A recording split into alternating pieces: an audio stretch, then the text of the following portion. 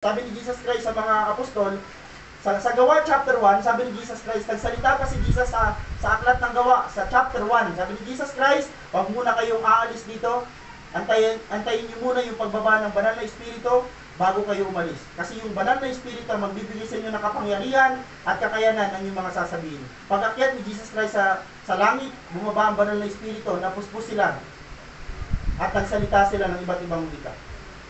Ang tanong, anong mga speaking in tongues ang ginamit nila? Kung sa panahon natin ngayon, kung sino dito, mayroon ba ditong Ilonggo? Ilongga, meron. Meron ba dito Cebuano?